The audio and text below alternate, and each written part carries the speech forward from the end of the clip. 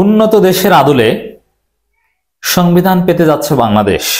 হোক সেটা ৭২-এর সংবিধান বাতিল করে নতুন সংবিধান, অথবা আমাদের ৭২-এর সংবিধান বা কথিত ৭২-এর সংবিধান রেখে দিয়ে সংস্কার করে সাজিয়ে রাখা হোক বা নতুন আপডেট করা হোক, যেভাবেই হোক না কেন, মোটামুটি নিশ্চিত বলা যায় যে বাংলাদেশ উন্নত দেশের আদলে একটা সংবিধান পেতে যাচ্ছে, যেটা বাংলাদেশ এতদিন ছিল না, এবং বাংলাদেশ উন্নত বিশ্বের কাতারে চলে যাচ্ছে আর সাংবিধানিক স্ট্রাকচারের দিক থেকে আমূল পরিবর্তন রাজনৈতিক কাঠামোতে হচ্ছে।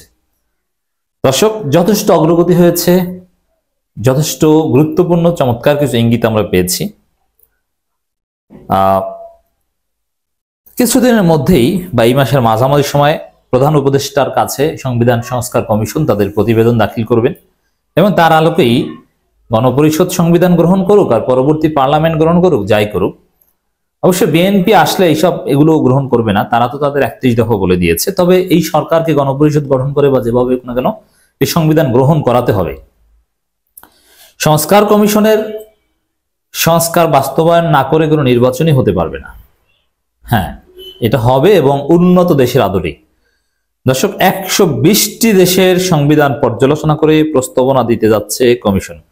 ১২০টা দেশের মধ্যে উন্নত সমৃদ্ধ দেশগুলোই, গণতান্ত্রিকভাবে সমৃদ্ধ দেশগুলোই প্রাধান্য পাচ্ছে। এখানে একটা ডেভেলপমেন্ট এটা মোটামুটি নিশ্চিত যে ২৫ নয় ২১ বছর বয়সী নির্বাচনী প্রার্থী হওয়া যাবে। এখন দেখেন, নির্বাচনী প্রার্থী হওয়া যদি ২১ বছর হয়, যদিও ভোটার হতে কত বছর লাগবে এটা সংবিধানে থাকাটা জরুরি নেই, এটা নির্বাচনী আইনে থাকলেই হলো, অথবা সংবিধানও থাকতে পারে। তো সেখানেও ১৮ বছর থেকে ১৭ বছর হতেই পারে। এমপি হওয়ার প্রার্থীর বয়স যদি ২৫ থেকে ২১ আসে, তাহলে ভোটার হওয়ার বয়স ১৮ থেকে ১৭ আসে, একেবারেই সিম্পল, সেটা হতে পারে। এর মানে বাংলাদেশ নতুন বাংলাদেশ হতে যাচ্ছে। সংসদ হবে দ্বিকক্ষ বিশিষ্ট, বাই ক্যামেরাল। এর মানে এই যে শুধু পার্লামেন্ট না, উচ্চকক্ষ নিম্নকক্ষ, দুইটা নাম হবে হয়তোবা, house of representative, house of Commons, অথবা সিনেট, লোকসভা, রাজ্যসভা বা এইগুলো তো না, অন্য কিছু। দুবারের বেশি প্রধানমন্ত্রী নয়, ৭০ অনুচ্ছেদ বাতিল হবে, ইত্যাদি ইত্যাদি। যদিও এখানে সংস্কার, এখানে কিন্তু নতুন সংবিধান লেখনি বা তা নেই। নতুন সংবিধান যদি ৭২টা বাতিল করে আমরা আদায় করতে পারি, সেখানে এই বিষয়গুলো রিফ্লেকশন হবে। এর মানে বাংলাদেশে অভূতপূর্ব কিছু পরিবর্তন হতে যাচ্ছে। বিশেষ করে যে দ্বিকক্ষ বিশিষ্ট পার্লামেন্ট, এটাই বাংলাদেশকে অন্য জায়গায় নিয়ে যাবে। এখানে বুদ্ধিজীবী, সাংবাদিক, শিক্ষক, নানান শ্রেণী পেশার মানুষ, তারা তাদের যে অভিজ্ঞতাটা সেটা কাজে লাগানোর চেষ্টা করবে, এবং একটা চেকস অ্যান্ড ব্যালেন্স থাকবে, এবং সংসদীয় যে অথরিটারিয়ান পলিসি সেটা ডিটেক্ট করতেও এটা ভূমিকা রাখবে, ব্যালেন্স করবে। ১২০টি দেশের সংবিধান পর্যালোচনা ও রাজনৈতিক দল সহ বিভিন্ন মহলের প্রস্তাবের ভিত্তিতে প্রস্তুত করা হয়েছে সংবিধান সংস্কার প্রস্তাবনা। চলতি মাসের মাঝামাঝি সময়ে তা প্রধান উপদেষ্টার কাছে জমা দেবে সংবিধান সংস্কার কমিশন। জানা গেছে ২৫ নয় ২১ বছরই করা হবে নির্বাচন। সংসদ হবে দ্বিকক্ষ বিশিষ্ট, দুবারের বেশি প্রধানমন্ত্রী নয়। এককেন্দ্রিক ক্ষমতা ঠেকাতে নানা প্রস্তাবনা দিতে যাচ্ছে সংবিধান সংস্কার কমিশন। সংবিধানের ৭০ অনুচ্ছেদ সহ বিতর্কিত ধারাও বাতিল থাকছে তাদের প্রস্তাবে। তবে কাগজে কলমে এসব সংস্কার বাস্তবে রূপ দিতে রাজনৈতিক ঐক্যের উপর জোর দিচ্ছেন সংবিধান বিশেষজ্ঞরা। এই জন্য একটা গণপরিষদ গঠন হলে এটা নিয়ে কোনো বিতর্ক থাকে না। আমরা চাই যে আপাতত গণপরিষদ নির্বাচন হোক, সে গণপরিষদ সংবিধান গ্রহণ করুক, তারপরে সারা দেশে নির্বাচন হোক। কারণ নইলে নতুন সংবিধান যদি না হয়, তাহলে নতুন নির্বাচন কিভাবে হবে সেই বিষয়ে তো কোনো দিক নির্দেশনা আমরা পাবো না। আর ৭২ সংবিধানের আলোকে আমরা কোনো নির্বাচন বা কিছুই মানব না। স্বাধীনতার পর থেকে ক্ষমতাকে কুক্ষিগত করতে বারবার সংবিধানকে কাটাছেড়া করেছে বিভিন্ন সরকার। সংসদীয় ব্যবস্থা পাল্টে একদলীয় ব্যবস্থা কিংবা সামরিক শাসনকে বৈধতা দিতে ব্যবহার করা হয়েছে সংবিধানকে। এর মানে যে সংবিধানকে নানানভাবে ব্যবহার করা যায়, যে সংবিধানে পার্লামেন্ট খুব সহজেই এটা ওটা করতে পারে, ওই সংবিধান আমরা চাই না। যে সংবিধানে দুর্নীতির বৈধতা দেয়া আছে, অর্থ বিল নিয়ে প্রশ্ন করা যাবে না, সাংবিধানিক নিয়ম, সেই সংবিধান আমরা ছুঁড়ে ফেলব। সবশেষ ১৬ বছরে শেখ হাসিনা সরকার স্বৈরতন্ত্র টিকিয়ে রাখতে পঞ্চদশ সংশোধনী সহ বেশ কয়েকবার সংবিধানে আনে পরিবর্তন। সব মিলিয়ে ৭২-এর সংবিধানে প্রয়োজনে অপ্রয়োজনে ১৭ বার পরিবর্তন আনা হয়েছে। গত ৫ আগস্ট ছাত্র জনতার রক্তক্ষয়ী অভ্যুত্থানে শেখ হাসিনা পালানোর পর দাবি ওঠে সংবিধান পরিবর্তনে। সেই ক্ষেত্রে পুনর্লেখন নাকি সংস্কার তা নিয়ে মতভেদ দেখা যায় বিভিন্ন মহলে। 6 অক্টোবর গঠন করা হয় সংবিধান সংস্কার কমিশন। 3 মাসে বিভিন্ন রাজনৈতিক দল এবং নাগরিকদের মতামত নিয়েছে সদস্যরা। কমিশন প্রধান ডক্টর আলী রিয়াজ বলেছেন, বিভিন্ন পক্ষের প্রস্তাবনা এবং 120টি দেশের সংবিধান পর্যালোচনা করে প্রস্তুত করা হয়েছে সংস্কার প্রস্তাবনা।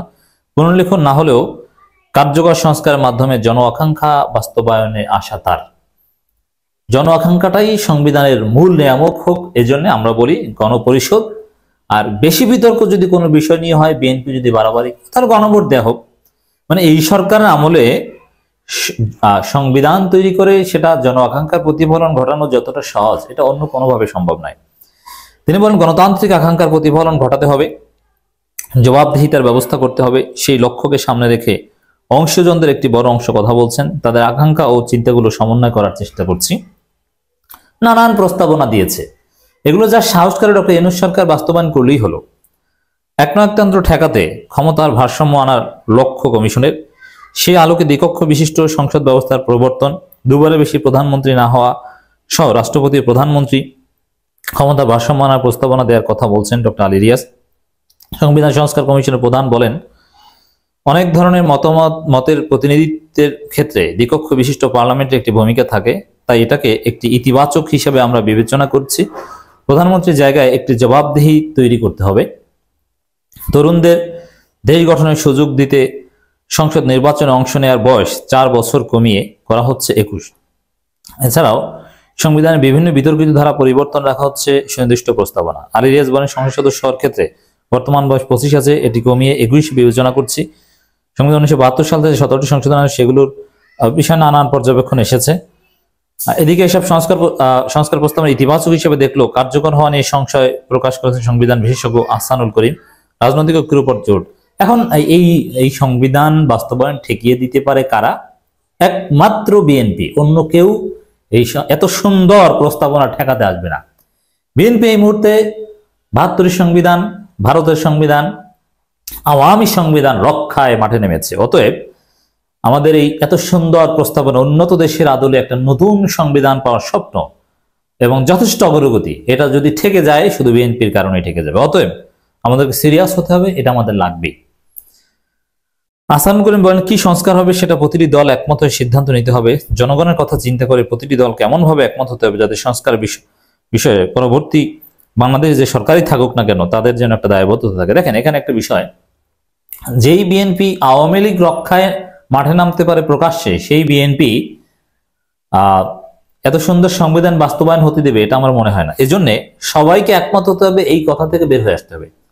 অধিকাংশ জনগণ যদি একমত হয়, অধিকাংশ রাজনৈতিক দল যদি কোনো একটা বিষয়ের উপর ইত্তেফাক হয়, তাহলে সেটাই বাস্তবায়ন হবে। এটাই স্বাভাবিক হিসাব নিকাশ। মতামত নিতে হবে, কিন্তু সরকার সবাই চূড়ান্তভাবে একমত হবে এটা অসম্ভব। এজন্য মতামত নিয়ে মেজরিটি, গণতান্ত্রিক পদ্ধতি যেটা মেজরিটি যেটা বলবে সেটার উপর ভিত্তি করে সংবিধান গ্রহণ করতে হবে।